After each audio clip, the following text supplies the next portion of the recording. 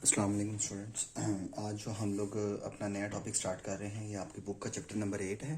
That is chapter का जो नाम है that is cash book and bank reconciliation statement. ठीक है, मतलब ये चैप्टर के अंदर हमारे पास बेसिकली दो टॉपिक्स हैं, एक जिसको हम कहते हैं कैश बुक और दूसरा जिसको हम कहते हैं बैंक रिकन्सिलिएशन स्टेटमेंट। आज जो हम लोगों ने इसमें कवर अप करना है दैट इज़ कैश बुक। हम लोगों ने भी जो पहला फेस इसमें कवर अप करेंगे वो कैश बुक है। कैश बुक क्या होता है, इसको हम लोग किस तरह से मेंटेन करते हैं। आप लोग को याद होगा कि हम लोगों ने जनरल एंट्रीज़ की, जनरल एंट्रीज़ को लेजर में ट्रांसफ़र किया। लेजर बेसिकली क्या था, आप लोग को मैं थोड़ा सा रिमाइंड करा दूं कि मतलब जनरल एंट्रीज़ क्या हैं। मतलब एक बैंकिंग हमारे पास एक फाइनेंशियल अकाउंटिंग साइकिल के कुछ फेसेस थे, आप लोग को याद होगा। सबसे पहले बिजनेस ट्रांजैक्शन होती हैं, बिजनेस ट्रांजैक्शन को हम रिकॉर्ड करते हैं जर्नल में, जर्नल से फिर आगे लेजर बनाते हैं, लेजर से फिर ट्रायल बैलेंस एंड फिर फाइनल अकाउंट। एक पूरा प्रोसेस है। जर्नल क्या है कि हर आम और ख़ास चीज़ हमने एक ही जगह पर रिकॉर्ड कर ली, एक बुक में, एक प्राइमरी बुक है। इसी तरह उसको अगर हम लोगों ने हमें ये जानना चाहें कि जी इसमें हमारा बैंक कितना है, हमारी परचेज़ कितनी है, सेल कितनी है, तो जर्नल से ज़रा टफ हो जाता है। फाइंड तो हो जाता है लेकिन ज़रा मुश्किल होता है। शॉर्ट जर्नल से आसान है लेकिन लॉन्ग जर्नल से ज़रा मुश्किल है। बट इसी प्रॉब्लम को सोल्व करने के लिए हम लोग अगले स्टेप में जाते हैं, दैट इज़ लेजर। तो ledger is means specification of accounts, मतलब अकाउंट्स को स्पेसिफाई कर देना अलग अलग कि कितनी परचेज़ हैं, कितनी सेल्स हैं, कितनी हमारे पास डेटर्स हैं, क्रेडिटर्स हैं, इन सब चीज़ों को हम लोग लेते हैं। अब कैश बुक भी उसी ही तरह एक लेजर है, जिस तरह जर्नल है ना, इसी तरह कैश बुक भी लेजर है। इसी तरह कैश बुक भी एक लेजर है जिसमें सिर्फ और सिर्फ रिलेटेड हमारे पास ट्रांजेक्शन होंगी कैश से और बैंक से। कैश बुक में हमारे पास कैश और बैंक से रिलेटेड होंगी। कैश बुक की जो टाइप्स हैं, 3 तरह की टाइप्स हैं। इसमें एक हम इसको कहते हैं सिंगल कॉलम कैश बुक,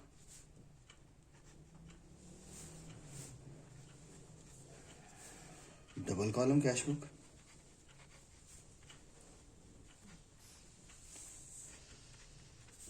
और ट्रिपल कॉलम कैश बुक। हम लोग इंशाल्लाह सारी की सारी ही देखेंगे। तो हमारा फिल वक्त फोकस ना सिंगल कॉलम पे है, ना डबल कॉलम पे है, ना ट्रिपल कॉलम पे है। करनी तो हमने तीनों ही है, लेकिन आज जो बुनियादी तौर पे हमारे पास है इसमें कुछ ट्रांजैक्शन ऐसी होती हैं जो स्पेशल ट्रांजैक्शन है, जिसको बैंक से रिलेटेड होती हैं। तो वो ट्रांजैक्शंस को हमने फोकस करना है, उनको आप अच्छे तरीके से रिवाइज कर लें और इसके साथ साथ अपनी जर्नल एंट्रीज़ को रिवाइज कर लें जो हम लोगों ने बिफोर मिट पढ़ी थी, क्योंकि इसमें जर्नल एंट्रीज़ ही हैं। तो साथ साथ आप लोग जनरल एंट्रीज़ को रिवाइज कर लें, साथ साथ आप लोग अपने इनको अच्छे तरीके से रिवाइज करें। इंशाल्लाह लतीफ़ पूरे के पूरे क्वेश्चन मैं खुद प्रैक्टिस इसमें करवाऊँगा इंशाल्लाह। अब सबसे पहले जनरल एंट्री है जस्ट लाइक, मतलब इसमें हमारे पास इनको हम लोग कहते हैं बैंकिंग ट्रांजेक्शन, यानी कि बेसिकली वो ट्रांजेक्शन्स जो बैंक से रिलेटेड होती हैं। सिंपल ट्रांजेक्शन तो हम लोग पढ़ चुके हैं, जनरल की काफ़ी ज़्यादा पढ़ी हुई हैं। अब बैंक से रिलेटेड ट्रांजेक्शन्स में हम लोग सपोज कहते हैं open a bank account, open a bank account for rupees 5 lakh, 5 lakh रुपए से बैंक अकाउंट ओपन किया। अब ज़रा जब हम डेबिट क्रेडिट और जनरल एंट्रीज़ के सारे कॉन्सेप्ट को अपने ज़रा माइंड में लाएंगे तो आप लोगों के लिए आसान होगा। मतलब एक छोटे से बच्चों वाला प्रिंसिपल हम लोगों ने पढ़ा था, जो चीज़ आ रही है वो डेबिट, जो जा रही है वो क्रेडिट। और एसेट और एक्सपेंसेस डेबिट होते हैं, बढ़ जाएँ तो डेबिट होंगे, कम हो जाए तो क्रेडिट हो जाएंगे। इसी तरह इनकम और लायबिलिटीज़ क्रेडिट होती हैं, बढ़ जाए तो क्रेडिट ही होंगी, कम हो जाए या ख़त्म हो जाए तो डेबिट हो जाएंगी। मतलब ये एक छोटा सा एक रिकॉल दिया आपको, आप लोग के पास लिखे लिखाए लेक्चर्स हैं सारे, उनको अच्छे तरीके से रिकॉल कर लीजिएगा। अब देखिए, आपने बैंक अकाउंट ओपन किया है तो आपकी जेब से क्या जा रहा है, कैश। जो चीज़ जाएगी उसको क्या कर देंगे, क्रेडिट। कैश जा रहा है, कैश को हम लोग कर देंगे क्रेडिट फॉर रुपीज़ 5 लाख। और क्या आ रहा है, ऑब्वियसली जब कैश जा रहा है तो बैंक में पैसे हमारे बढ़ रहे हैं, तो बैंक बैलेंस हमारा क्या होता है, एसेट। जब हम लोगों ने अकाउंट ओपन किया है, मतलब बैंक अकाउंट, A/C का मतलब है अकाउंट, बैंक हम लोगों ने अकाउंट ओपन किया है तो ऑब्वियसली हमारी जेब से कैश जाएगा, कैश जाएगा तो कैश को क्या कर देंगे, क्रेडिट। और उतने पैसे हमारे बैंक में आएंगे तो बैंक हमारा बिजनेस का क्या होता है, एसेट। तो बैंक अकाउंट क्या हो जाएगा, डेबिट। बैंक बैलेंस बढ़ेगा, बैंक अकाउंट डेबिट और कैश अकाउंट क्रेडिट। अकाउंट लिखें या ना लिखें फ़र्क नहीं पड़ता, बैंक डेबिट और कैश क्रेडिट हो जाएगा आपके पास। सिंपल, जब भी हम लोगों ने ट्रांजैक्शंस आप लोग के पास बैंक में अकाउंट ओपन, यानी कि जो पहली ट्रांजैक्शन हम लोगों ने पढ़ी कि जब अकाउंट ओपन होता है तो एंट्री क्या होती है, जेब से कैश जाता है, कैश को क्या करते हैं क्रेडिट, और बैंक बैलेंस हमारा बढ़ेगा। बैंक हमारे बिजनेस का एसेट होता है और एसेट को हम लोग क्या करते हैं डेबिट। अब इसमें बैंक में हमारे पास जो ज़्यादा ट्रांजैक्शन होती है वो चेक्स के थ्रू होती हैं, तो चेक्स के लिहाज से हमें देखना बहुत ज़रूरी है। पार्टीज़ कितनी तरह की हैं बिजनेस में? एक हैं डेटर्स जिनसे पैसे हमने लेने होते हैं, और एक हैं क्रेडिटर्स जिनको पैसे हमने देने होते हैं। वन इज़ डेटर जिससे पैसे हमने लेने हैं, और other one is creditor. Debtor वो बंदा जिससे हमने पैसे लेने हैं, तो जनाब वो हमें पैसे देने की बजाय चेक दे सकता है, ठीक है। और वो बंदा जिसको हमने पैसे देने हैं, हम उसको पेमेंट करने की बजाय कैश में चेक के थ्रू पेमेंट कर सकते हैं। तो यहाँ डेटर्स वाले चेक होंगे या क्रेडिटर्स वाले चेक होंगे। मतलब डेटर वाले चेक हम लोग रिसीव करेंगे और क्रेडिटर्स वाले चेक हम लोग इशू करेंगे, ऐसे ही है ना। मतलब इसको हम रिसीव करेंगे और अपने पास रखेंगे। तो अब कुछ ट्रांजैक्शन हम डेटर्स वाले चेक की लेते हैं और कुछ ट्रांजैक्शन हम लोग क्रेडिटर्स वाले चेक की देखते हैं, ठीक है।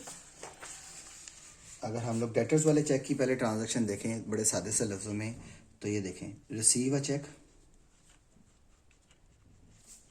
लेकिन उससे भी पहले आपको छोटा सा लेक्चर है कि चेक डेटर से रिसीव किया तो ये दो काम हो सकते हैं, इसको याद रखना।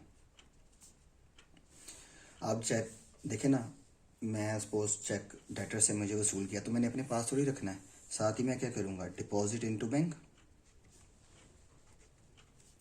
बैंक में जमा करा दूंगा। तो अब मुझे ये बताएं कि जब मैंने बैंक में जमा करा दिया है तो ओबियसली मेरा बैंक बैलेंस बढ़ा कि नहीं बढ़ा, तो इससे मैं बैंक को क्या कर दूंगा, डेबिट कर दूंगा। लेकिन बाज़ औक़ात ऐसा होता है कि हमने चेक डेटर से रिसीव तो किया है, लेकिन किसी वजह से हमारे पास टाइम नहीं था या चेक की भी डेट नहीं थी या वट एवर जो भी है, हमने उसको बैंक में जमा नहीं कराया, रिटेन हिमसेल्फ, अपने पास ही रख लिया। रिटेन हिमसेल्फ, अपने पास ही रख लिया है। जब चेक आपने अपने पास रख लिया है तो अब क्या करें? अब क्या बैंक को ख्वाब नहीं है कि मेरी जेब में चेक पड़ा हुआ है? क्या मेरा बैंक बैलेंस बढ़ेगा? नो, अनटिल और unless I will deposit that cheque into the bank. हम लोग जब तक वो चेक बैंक में जमा नहीं कराएंगे तब तक हमारा बैंक बैलेंस नहीं बढ़ेगा। तो अब क्या करें? अब इसको फिर लिखें ना, ऐसा भी नहीं हो सकता। अगर हम नहीं लिखेंगे, रिकॉर्ड नहीं करेंगे तो ट्रांजैक्शन मतलब गलती हो जाएगी। हमने अब इसको रिकॉर्ड भी करना है। देखिए ना, चेक हमने रिसीव किया, बैंक में जमा करा दिया, बैंक में पैसे आ गए, बैंक बैलेंस बढ़ा, बैंक को डेबिट कर दिया। बट ये तो चेक हमने अपने पास ही रख लिया, किसी वजह से हमने बैंक में जमा नहीं कराया। वो वजह जो भी हो, हमें उससे कंसर्न नहीं है। हमारा कंसर्न है कि चेक बैंक में जमा नहीं हुआ। तो जब चेक बैंक में जमा नहीं हुआ तो फिर हम क्या लिखें? तो फिर हम वो इसका चार्ज देंगे कैश को। देखें ना, कैश सिर्फ 500 और 1000 का नोट नहीं होता, हर वो चीज़ कैश होती है जो किसी भी वक्त कैश में कन्वर्ट हो जाए। तो चेक किसी भी वक्त कैश में कन्वर्ट हो सकता है, तो ये भी एक कैश है। तो इस सूरत में हम डेबिट किसको करेंगे? कैश को करेंगे। तो बात को ध्यान से समझ लें, अगर हम डेटर से चेक रिसीव करें और फ़ौरन डिपॉजिट करा दें बैंक में तो बैंक बैलेंस डेबिट होगा, और अगर चेक हम रिसीव करके अपने पास ही रख लें तो फिर हम कैश को डेबिट करेंगे। एक सूरत में बैंक को डेबिट करेंगे और दूसरी सूरत में हम किसको करेंगे? कैश को डेबिट। अब हम लोगों के लिए ट्रांजेक्शन करना क्या है? आसान। अब हमें कहते हैं receive a cheque from Ali for rupees 10,000 and deposit into the bank। Bank में जमा करा दिए। अब देखें, चेक रिसीव किया अली से और साथ ही किसमें लिखा हुआ है? बैंक में डिपॉजिट भी करा दिया है। अब जब बैंक में डिपॉजिट करा दिया है तो इससे हमारा बैंक बैलेंस बढ़ेगा, कैश बैलेंस बढ़ेगा। ये देखें, रिसीव किया और साथ ही बैंक में डिपॉजिट करा दिया तो बैंक बैलेंस बढ़ेगा। तो इसमें हम डेबिट किसको करेंगे? बैंक अकाउंट को। बैंक को क्या कर देंगे? डेबिट। और किससे आया? अली से। अली को क्या कर देंगे? Credit for rupees 10,000। Clear? Ali credit हो जाएगा फॉर रुपीज़ 10,000। Any issue? आगे चलें। अब आगे क्या कहता है? Receive a cheque for rupees from Umar for rupees 15,000। 15,000 रुपये का चेक हम लोगों ने उमर से वसूल किया। अब क्या उसने बताया हुआ कि हमने बैंक में जमा कराया है? नो, नहीं बताया हुआ। तो ये ज़हन में रखें अपने पास। ज़रूरी नहीं कि वो ये कहेगा इसको अपने पास ही रख लिया। अगर वो उसने ये कहा हुआ है कि बैंक में जमा कराया तो बैंक में जमा है, अगर ये नहीं बताया हुआ कि बैंक में जमा कराया या नहीं कराया तो इसका मतलब वो चेक अपने पास ही, अंडरस्टूड सी बात है कि रिसीव किया है, बैंक में जमा नहीं कराया। तो अब चेक हमने वसूल तो कर लिया, रिटेन हिमसेल्फ, तो अब डेबिट हम लोग बैंक को करेंगे कि कैश को करेंगे? अब ओब्वियसली हम लोग कैश को डेबिट करेंगे क्योंकि वो बैंक में जमा नहीं हुआ। तो कैश डेबिट, और पार्टी का नाम क्या है? उमर। उमर से चेक आया है, उमर क्रेडिट हो जाएगा फॉर रुपीज 15,000। Any issue? अब आगे वो मैं क्या कह सकता है? उमर्स चेक। अब हमें टाइम मिला, हमने लिख दिया Umar's check deposit into the bank. अब हम लोगों ने वो बैंक में जमा करा दिया, इनटू द बैंक। उमर का चेक हम लोगों ने बैंक में जमा करा दिया। अब मुझे बताएं, पहली बात, ओहो बच्चा के कसा जी, ये तो ट्रांजैक्शन ही गलत है। वो क्यों जी? इसमें तो अमाउंट ही नहीं है। Umar cheque deposit into the bank, कितने का चेक है ये तो पता ही नहीं। तो भाई ऊपर अगर 15,000 का तो नीचे आके वो 17 का थोड़ी हो जाना है ना, वो 13 का हो जाना है, उसने 15 का ही रहना है। तो इस तरह की ट्रांजैक्शन में अमूमन अमाउंट नहीं दी होती, तो परेशान होने की जरूरत नहीं, जितने का उमर का चेक है वो उतने का ही रहना है। तो अब एक तो मसला हल हो गया अमाउंट का, और दूसरा मसला क्या है? अब हमने उमर का चेक बैंक में जमा कराया है। अब मुझे बताएं बैंक में पैसे आएंगे कि नहीं आएंगे? अब हमारे पैसे आएंगे तो अब हमारा बैंक बैलेंस क्या होगा? बढ़ेगा। तो बैंक अकाउंट क्या हो जाएगा? डेबिट। बैंक अकाउंट क्या हो जाएगा? डेबिट। और अब सवाल ये पैदा, क्रेडिट किसको करें? उमर को तो हम ऑलरेडी कर चुके हैं, 15,000 से बैंक डेबिट हो जाएगा। उमर हमारा पहले क्रेडिट हो चुका है, दोबारा उमर से क्रेडिट नहीं होगा। अब मुझे बताएं, जब वो चीज़ हमारे पास आई थी तो हमने डेबिट किसको किया था? कैश को। जब वो चीज़ जाएगी तो क्रेडिट भी किसको करेंगे? कैश को। तो इस ट्रांजैक्शन को दोबारा समझ लें, बड़ी इंपॉर्टेंट ट्रांजैक्शन है कि Umar's check deposit into the bank. जब उमर का चेक जो हमने वसूल करके अपने पास ही रख लिया था, अब बैंक में हमने जमा करा दिया। अब बैंक में जमा करेंगे तो हमारा बैंक बैलेंस बढ़ेगा, बैंक अकाउंट क्या हो जाएगा? डेबिट। अब सवाल ये पैदा होता है क्रेडिट किसको करें, क्योंकि क्रेडिट अब हम उमर को नहीं कर सकते क्योंकि हम ऑलरेडी कर चुके हैं। तो जब बेटा वो चीज़ आई थी तो हमने एक नया अकाउंट ओपन किया था जिसका नाम था कैश। जब वो जाएगी तो क्रेडिट भी उसी को करेंगे, उसी को क्लोज करेंगे जिसका नाम है कैश। ठीक है जी। अब इसके बाद हमारे पास अगली ट्रांजैक्शन चेक से रिलेटेड हमारी वाइंड अप हुई। इससे अगली ट्रांजैक्शन हमारे पास है, अगर कोई बैंक चार्जेस ले, bank charges made by bank.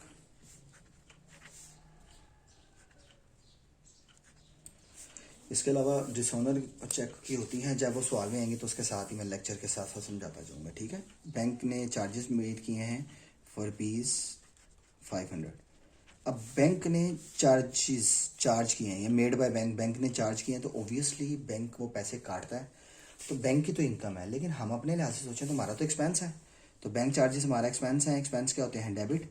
Bank charges debit हो जाएंगे, और ऑब्वियसली उससे हमारा बैंक बैलेंस बढ़ेगा, कम होगा? कम होगा। तो बैंक हमारा एसेट है, कम हो जाए तो क्या कर देंगे? क्रेडिट। तो बैंक चार्जेस डेबिट हो जाएगा और बैंक क्या हो जाएगा? क्रेडिट हो जाएगा। ठीक है। इसके अलावा एक चीज़ रहेगी मैम कि अगर क्रेडिटर्स को हम चेक इशू करें तो उसकी एंट्री क्या होगी? इस बात को याद रखना, ये मैं इसी के साथ मंसूब कर रहा हूँ।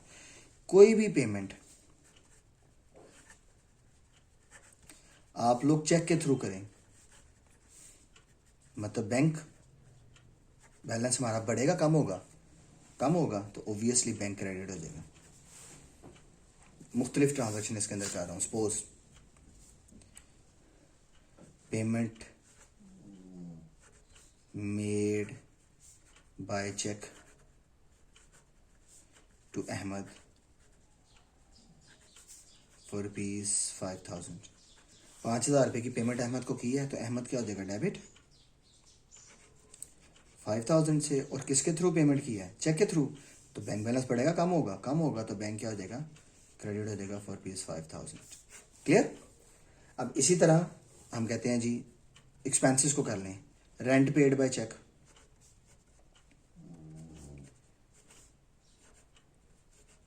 रेंट आप लोगों ने चेक के थ्रू पे कर दिया फॉर रुपीज़ 1,000, 1,000 रुपये का। तो रेंट हमारे बिजनेस का क्या है? एक्सपेंस। रेंट क्या हो जाएगा? डेबिट। और किसके थ्रू पेमेंट किया? चेक के थ्रू। तो चेक से हमारा बैंक बैलेंस बढ़ेगा, कम होगा? कम होगा। तो बैंक को क्या कर देंगे? क्रेडिट। यही बेटा बात मैं आपको कह रहा हूँ कि जितनी भी तरह के पेमेंट्स आप लोगों ने चेक के थ्रू करनी है तो ऑब्वियसली आपका बैंक बैलेंस कम होगा।